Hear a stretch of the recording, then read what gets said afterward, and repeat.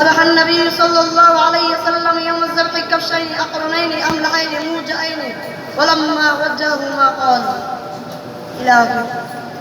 অধ্যকার সুন্নাহ কর্তৃক আয়োজিত আজকের এই ফাজাইল মাসাইল কুরবানি শীর্ষক সেমিনারের সম্মানিত সভাপতি ও আমার সিরদাস আসাদায়ে কেরামগণ ও বাংলার প্রত্যন্ত অঞ্চল থেকে ছুটে আসে আমার প্রাণপ্রিয় এলএমপি প্রচুর ছাত্র ভাইয়েরা, আমার মতো একজন নগণ্য তালেব ইলমকে এই মুবারক সেমিনারে কিছু বিষয় সবক হিসেবে শোনার সুযোগ করে দেওয়ায় আপনাদের কৃতজ্ঞতা জ্ঞাপন করছি। মোহতারাম হাজিরিন, আমাকে বিষয়বস্তু দেওয়া হয়েছে কুরবানির সংক্ষিপ্ত ইতিহাস, তাৎপর্য ও ফজিলত। ইনশাআল্লাহ তাআলা নির্ধারিত সময়ের মধ্যে আমি আমার বিষয়বস্তুর উপর আলোচনা শেষ করার চেষ্টা করিব। ওমা তাওফীক ইল্লা বিল্লাহ। প্রিয় উপস্থিতি, কুরবানির ইতিহাস দেখতে দেখা যায় পৃথিবীর শুরু লগ্ন থেকে তথা হযরত আদম আলাইহিস সালামের জামানা থেকে প্রতিটি যুগে নিয়মতান্ত্রিকভাবে কুরবানি আমল চলে আসছে। রব্বুল আলামিন সূরা হজ্জের 32 নম্বর আয়াতে ইরশাদ করেন, ওয়ালিকুল্লি উম্মাতিন জাআলনা মানসাকাল লিয়াযকুরু ইসমাল্লাহি আলা মা রাযাকাহুম মিন বাহিমাতিল আনআম ওয়া ইলাহুকুম ইলাহুন ওয়াহিদুন ফালাহু আসলিমু ওয়া বাশশিরিল মুখবিতিন। অর্থাৎ আমি প্রত্যেক উম্মতের জন্য কুরবানি নিয়ম করে দিয়েছি, যাতে আল্লাহ তাদেরকে যে চতুষ্প যন্ত্রসমূহ দিয়েছেন যাতে তারা আল্লাহর নাম উচ্চারণ করে। তোমাদের মাবুদ একই মাবুদ, সুতরাং তোমরা তার আনুগত্য করবে আর সুসংবাদ দাও বিনীতদেরকে। মুহতারাম হাজিরিন, এই আয়াতে কারিমা থেকে বোঝা গেল কুরবানি এটি শুধু উম্মত মুহাম্মাদিয়ার জন্য নয়, বরং প্রত্যেক নবী রাসূলগণের যুগেই এই আমলের উপস্থিতি ছিল। এবং ইতিহাসের পাতায় দুটি শিক্ষণীয় চমকপ্রদ ঘটনা পাওয়া যায় যা মুসলমানদের অন্তরে ঘুমিয়ে থাকা ঈমানকে সগৌরবে জাগিয়ে তোলে। মুহতারাম হাজিরিন, এর মধ্য থেকে প্রথম ঘটনাটি ঘটে পৃথিবীর শুরু লগ্নে হযরত আদম আলাইহিস সালামের জামানায়। হযরত আদম আলাইহিস সালামের জামানায় বিবাহের একটি নিয়ম নির্দিষ্ট ছিল। হযরত আদম আলাইহিস সালামের সন্তানদেরকে ওই নিয়মের মধ্যে থেকে বিবাহের কার্য সম্পাদন করতে হতো। একদা হযরত আদম আলাইহিস সালামের দুই পুত্র হাবিল এবং কাবিলের মধ্যে পূর্ব নির্ধারিত নিয়ম নিয়ে বিভেদ দেখা দেয়।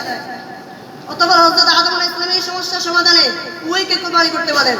বলা হয় উভয়ের মধ্যে যার কুরবানি রব্বুল কারীমের দরবারে কবুল হবে, সমস্যার সমাধানের রায় তার পক্ষেই হবে। অতঃপর উভয় কুরবানি করেন এবং রব্বুল আলামিন হাবিলের কুরবানি কবুল করেন। এই সম্পর্কে রব্বুল আলামিন সূরা মাইদা 27 নম্বর আয়াতে ইরশাদ করেন, ওয়াতলু আলাইহিম নাবা আবনাই আদম বিল হক্ক ইয ক্বারবা কুরবানা ফাতাকাব্বালা মিন আহাদিহিমা ওয়া লাম ইয়াতাকাব্বাল মিন আল-আখার ক্বালা লা আকাতুলান্নাক ক্বালা ইন্নামা ইয়াতাকাব্বালুল্লাহু মিনাল মুত্তাকিন। অর্থাৎ হে নবী, তাদের সামনে আদমের দুই পুত্রের বৃত্তান্ত যথাযথভাবে পড়ে শোনাও। যখন তাদের প্রত্যেকে এক একটি কুরবানি পেশ করেছিল এবং তাদের একজনের কুরবানি কবুল হয়েছিল, অন্যজনের কুরবানি কবুল হয়নি, তখন দ্বিতীয়জন প্রথমজনকে বলল, আমি তোমাকে হত্যা করে ফেলবো। প্রথমজন বলল, আল্লাহ তো মুত্তাকিদের পক্ষ হতে কুরবানি কবুল করেন। প্রিয় উপস্থিতি, দ্বিতীয় ঘটনাটি ঘটে হযরত ইব্রাহিম আলাইহিস সালামের জামানায়।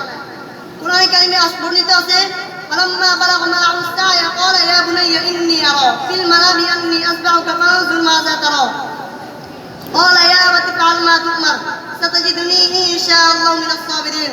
অর্থাৎ অতঃপর সেই পুত্র যখন ইব্রাহিমের সাথে চলাফেরা করার উপযুক্ত হলো, তখন সে বলল, বাচ্চা, আমি স্বপ্নে দেখেছি যে তোমাকে জবাই করছি, এবার চিন্তা করে বলো তোমার অভিমত কি। পুত্র বলল, আব্বাজি, আপনাকে যা নিতে দেওয়া হচ্ছে আপনি সেটাই করুন, ইনশাআল্লাহ আপনি আমাকে সবার গাড়িতে একজন পাবেন। মুহতারাম হাজিরিন, মুফাসসিরিনে কেরাম লিখেছেন হযরত ইব্রাহিম আলাইহিস সালাম স্বপ্ন দেখেন স্বীয় পুত্র ইসমাঈল আলাইহিস সালামকে কুরবানি করেছেন। আর যেহেতু নবীগণের স্বপ্ন ওহী হয়, কাজেই ইব্রাহিম আলাইহিস সালাম ধরে নিলেন বিষয়টি আল্লাহ তাআলার পক্ষ থেকে নির্দেশ। আর এই নির্দেশ এমন সময় দেওয়া হয়েছে যখন ইসমাঈল আলাইহিস সালাম ইব্রাহিম আলাইহিস সালামের হাত ধরে আস্তে আস্তে চলতে শুরু করেছেন, দুনিয়ার অজানা বিষয়গুলো প্রশ্ন করে জানতে শিখেছেন। প্রিয় উপস্থিতি, এটি এমন একটি সময় যখন ছোট্ট শিশু ইসমাইলের প্রতি পিতা ইব্রাহিম আলাইহিস সালামের অগাধ ভালোবাসায় এবং মায়া জন্মে যায়। এটি এমন একটি সময় যখন পুত্রের অল্প একটু কষ্ট পিতার পাশের ন্যায় শক্ত হৃদয়কে ভেঙে চুরমার করে দেয়।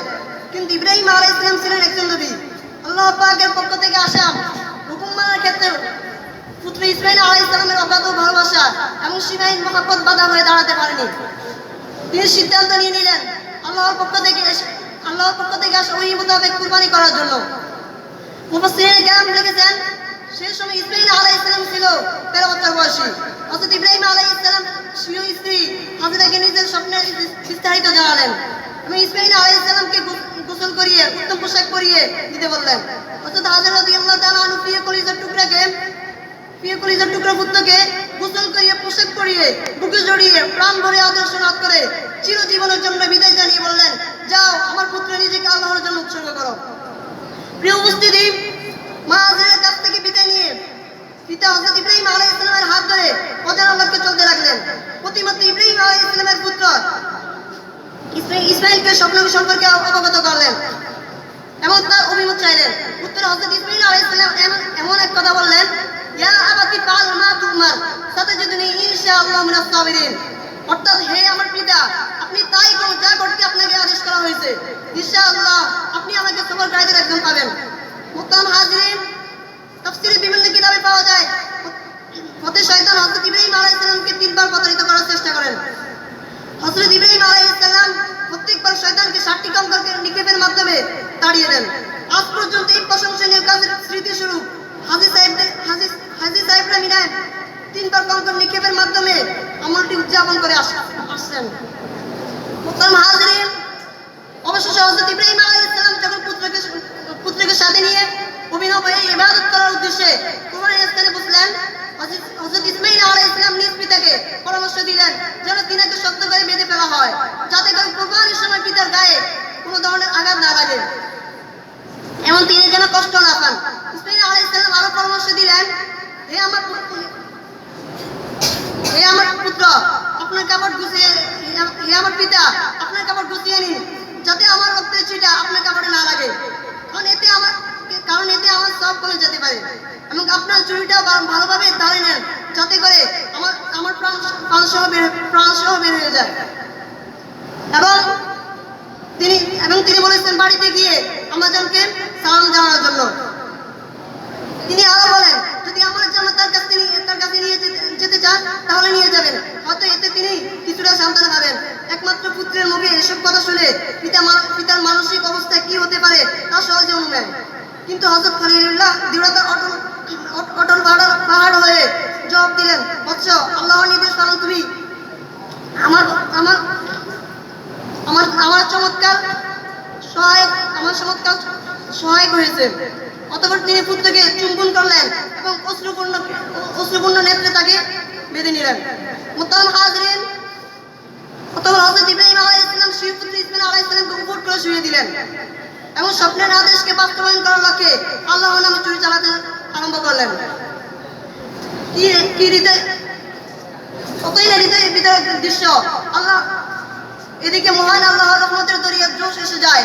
চুরির প্রতি হুকুম হলো, খবরদার ইসমাঈলের একটি ফসলও যেন না কাটে। আল্লাহর হুকুমে চুরির কাজের মধ্যে আড়াল হয়ে গেল। আর এদিকে মহান আল্লাহ তাআলা জিবরাইল আলাইহিস সালামকে ডেকে নির্দেশ দিলেন, যাও বেহেশত থেকে একটি দুম্বা নিয়ে যাও। এই সম্পর্কে কোরআনে কিছু আয়াত বর্ণিত আছে।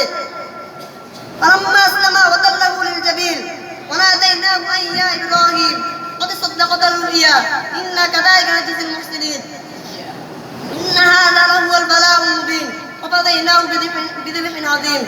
অর্থাৎ সুতরাং সেটা ছিল এক আশ্চর্যজনক দৃশ্য। যখন তারা উভয়ই আনুগত্য প্রকাশ করলো এবং পিতা পুত্রকে কাঁধ করে শুয়ে দিলেন, আর আমি তাকে ডাক দিয়ে বললাম, হে ইব্রাহিম, তুমি স্বপ্নকে সত্য পরিণত করে দেখিয়েছ। নিশ্চয়ই আমি সৎকর্মশালীদের সত্য পরিণত এইভাবে পুরস্কৃত করে থাকি। নিশ্চয়ই এটা ছিল এক স্পষ্ট পরীক্ষা এবং আমি এক মহান কুরবানির বিনিময়ে সেই শিশুকে মুক্ত করলাম। প্রিয় উপস্থিতি, এটি ছিল কুরবানির সেই ঐতিহাসিক ইব্রাহিম এবং ইসমাঈল আলাইহিস সালামের হৃদয় বিদারক ঘটনা। রব্বুল আলামিন কুরআন কারীমে ইরশাদ করেন, লাকাদ কানা ফি কসসিহিম ইবরাতুন লিউলিল আলবাব। অর্থাৎ নবীগণের ঘটনাবলীর মধ্যে রয়েছে জ্ঞানী ব্যক্তিদের জন্য শিক্ষা গ্রহণের উপাদান।